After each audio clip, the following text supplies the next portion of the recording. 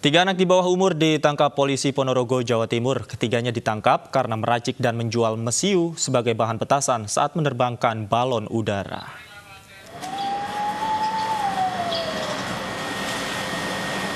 Polisi menangkap tiga anak di bawah umur, dua diantaranya masih pelajar di salah satu SMK di Ponorogo, Jawa Timur.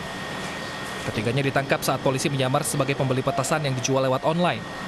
Satu penjual berhasil ditangkap, sementara dua lainnya yang juga merupakan penjual dan peracik ditangkap dari hasil pengembangan kasus. Karena di bawah umur, penangkapan ketiganya didampingi orang tua. Polisi menyita 20 kg bubuk petasan siap ledak, pembungkus petasan, dan pipa paralon. Pelaku mengaku belajar meracik petasan dari media sosial. Rencananya, petasan akan dinyalakan saat menerbangkan balon udara sebagai bentuk tradisi saat Lebaran. Ya, ini menjadi sebuah tradisi yang cukup menyimpang dari yang atau yang bisa melanggar hukum lah. Masih di bawah umur 3 orang. Polisi mengimbau agar petasan tidak lagi dipasarkan dan tidak menerbangkan balon udara demi keselamatan warga dan dunia penerbangan. Dari Ponorogo, Jawa Timur, Ahmad Subeki, iNews melaporkan. Tak hanya di Ponorogo, pemirsa, sebuah balon udara tersangkut di kabel saluran udara bertegangan tinggi atau SUTET setinggi 30 km di Desa Purworejo, Kecamatan Geger, Madiun.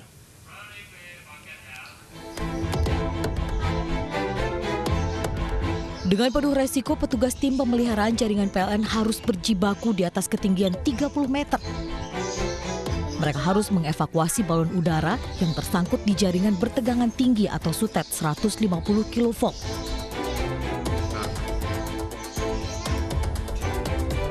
Tak hanya di kabel SUTET, sebuah balon udara berukuran raksasa juga jatuh di areal persawahan di Desa Purworejo, Geger, Madiun, Jawa Timur. Akibatnya petani merugi karena balon merusak tanaman padi. Momen libur Lebaran memang banyak dimanfaatkan warga sekitar untuk melepaskan balon udara tanpa mempertimbangkan bahaya yang muncul. Dari Madiun, Jawa Timur, Arif Wahyu Effendi, iNews melaporkan. Untuk mengetahui informasi selengkapnya, langsung saja kita berbincang dengan pemelihara jaringan PLN di Madiun, ada Bapak Sohibi. Selamat siang, Pak Sohibi. Selamat siang, Bapak. Pak Sohibi, bolehkah Anda menceritakan sedikit, Pak, peristiwa pengambilan balon udara yang tersangkut di kabel, bagaimana ketika itu, Pak? Peristiwa kemarin itu kejadiannya pada saat kita merayakan Lebaran di rumah. Ternyata kita juga dalam siaga Lebaran dihubungi oleh teman-teman bahwasanya terjadi balon yang tersangkut di SUTT kita. Setelah itu langsung kita tindak lanjuti untuk mengamankannya, Pak. Baik, Pak Sohibi, berapa lama proses evakuasi balon tersebut? Kalau proses dari awal itu sejak 8:30, tapi proses intinya pada saat pemadaman, pengambilannya itu kurang dari 1 jam, Pak. Baik.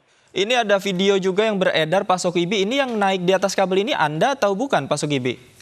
Iya, betul, saya, Pak. Ini Bapak ya?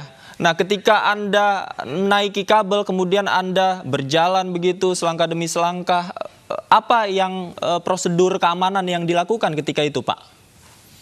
Kalau prosedur di PLN ini alhamdulillah sudah sangat baik, Pak. Jadi di sini tuh mengutamakan keselamatan, safety itu nomor 1 di sini.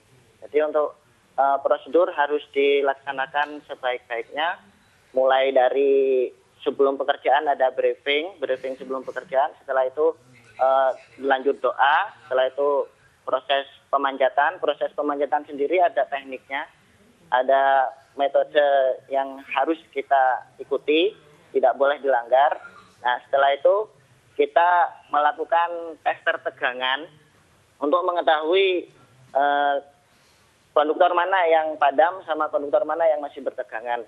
Setelah kita ketahui posisi yang sudah benar, kita lakukan penggroundingan untuk membuang induksi. Setelah itu baru kita proses berjalan di konduktor itu yang sebelumnya sudah dilengkapi oleh full body harness, Pak. Jadi, baik, Pak Sohibi. Kemarin itu Anda mendapatkan laporan dari warga terkait adanya balon udara yang nyangkut di kabel itu, Pak? Ada laporan dari teman-teman PLN juga, ULP Dolopo, Pak. Kemudian Anda dengan segera bersama tim, Pak, ya. Kalau satu tim ketika sedang bertugas seperti ini berapa orang, Pak? Pembagian tugasnya bagaimana, Pak? Kalau di PLN ini memang tidak boleh bekerja sendirian, Pak. Harus ada pengawasnya.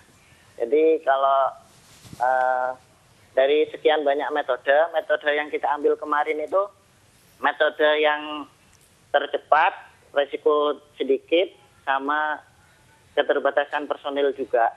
Karena kan suasana Lebaran kan personilnya dibagi-bagi. Ada yang masuk, ada yang libur. Jadi kemarin itu ada 6 personil insya Allah kemarin ini. 6 personil yang membantu Pak Sokibi, Pak, ya. Pak, terakhir, Iya. Pak, untuk hal-hal seperti ini sebelumnya Anda pernah mengalami, Pak? Apakah sebelumnya juga ada kejadian seperti ini sehingga mengharuskan Anda untuk naik dan berjalan di atas kabel seperti itu, Pak?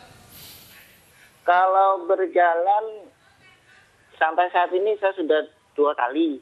Tapi kalau selain itu alhamdulillah nggak banyak sih ada yang nyangkut di tower, jadi kan nggak sampai merambat ke konduktornya, Pak. Oke. Baik, Pak Sokibi, terima kasih banyak sudah bergabung bersama kami. Sehat terus, Pak. Selamat menjalankan tugasnya, Pak. Terima kasih, selamat siang.